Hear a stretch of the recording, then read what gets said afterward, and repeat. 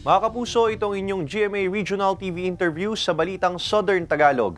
Ngayong hapon, makakapanayam natin si Ms. Rodela Romero, ang Director ng Oil Industry Management Bureau ng Department of Energy, kaugnay sa paggalaw sa presyo ng produktong petrolyo. Magandang hapon po, Ms. Romero. Magandang hapon, Ace, sa inyong mga followers. Magandang hapon po sa lahat. Bukas nakaambang ipatupad ang dagdag bawas sa presyo ng mga produktong petrolyo. Ano po ba ang mga pangunahing dahilan nito? Yes, tama ka, Ace. Makakaranas po tayo ng mixed movement. Ibig sabihin, may produktong tataas ang presyo, kagaya ng gasolina, at meron naman pong rollback, kagaya ng diesel at kerosene. Ang primary reason po, alam naman po ng lahat na net importers tayo ng petroleum products. Ibig sabihin, lahat ng petroleum products na ginagamit sa bansa ay inaangkat po natin sa ibang bansa. So ang primary reason po, una po, yung pag-delay ng interest rates na i-implement ng United States. So intended po sana na this coming March, o itong ngayong Marso, bababa na sana yung mga interest rates. So strong ang dollar na mabigat on the part of other foreign countries na mahal ang produktong petrolyo. And then ang pangalawa pong kadahilanan o yung pagtaas ng inventaryo ng US crude. So tumaas po yung inventaryo nila na hindi nagagamit yung kanilang mga stocks. And then ang pangatlong kadahilanan po ng pagbaba, yung mga global economic indicators. Kagaya sa China, sabi nila mukhang nag-slow down yung mga economic activities. Tapos ito namang si Japan, naging weak yung domestic demand nila. At ang pang-apat na po kadahilanan sa pagbaba, yung po namang pinaplanong ceasefire between Israel and Hamas. Pero yung pong gasolina, may maliit pong pagtaas kasi alam naman po natin, nandyan pa rin yung mga lingering factors na para tumaas, kagaya ng OPEC supply cut, yung pong geopolitical conflict pa rin po sa Ukraine, at saka mga demand outlook ng ibang malalaking kumpanya.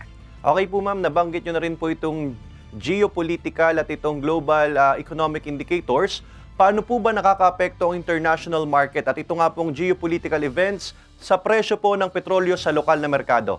So itong geopolitical conflict na nangyayari sa ibang bansa, bagamat malayo sa Pilipinas, dahil maliit lang yung diferensya ng world supply sa world demand, so kapag tumigil o na-disrupt ang supply na pinagkukunan nila, definitely apektado, hindi lang ang Pilipinas, kundi ang buong mundo. Itong nakaraan na sunod-sunod na mga linggo, di po ba isang mga reason yung pag-ano ng Houthi sa Red Sea. Kaya ang nangyayari, mas mataas ang presyo ng produktong petrolyo dahil mataas ang freight cost, at the same time yung premium sa insurance. Kasi instead na shorter route lang sila, umiikot pa sila bago makarating sa kanilang mga destination. Sa maiksing explanation po ma'am, ano po ba yung binabayaran natin sa kada litro ng langis? Siyempre, ang unang portion sa computation ng domestic pump price, yung presyo mismo sa pagkakaangkat natin.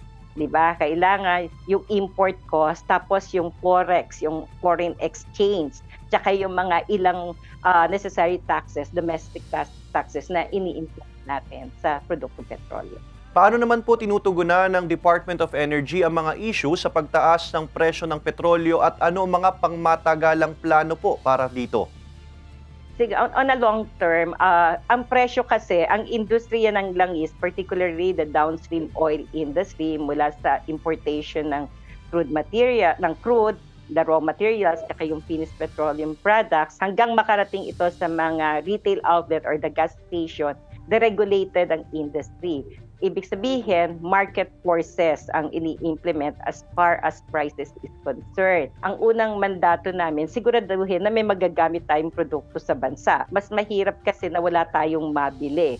So at the same time, ang ginagawa din po ng Department of Energy, sine-check po namin yung compliance nito sa standards on quantity.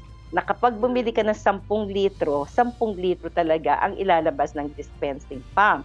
At the same time, standards on quality. Okay po. May mga hakbang po ba ang kagawaran upang maprotektahan naman ang mga consumer po laban sa hindi makatarungang pagpepresyo ng mga produktong petrolyo? Despite na deregulated ang industry na market forces, makikita po natin na may mga areas na matindi ang competition. So ang ginagawa po talaga ng DOE, despite deregulated yung price doon sa petroleum product, yun nga, sinisigurado natin na protektado ang consumer para ma-check po nga namin yung kanilang standards ng quality at quantity ng nasabing produktong petrolyo. So kung meron man po kayong pagdududa sa mga nabibili yung produktong petrolyo, pwede niyo pong ipagbigay alam sa Department of Energy para ma-inspect po namin yung mga gasolinahan na yun o magawa na kaukulang aksyon.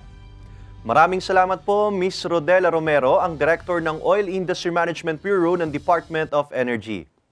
Maraming salamat, Sir Ace. Good afternoon po.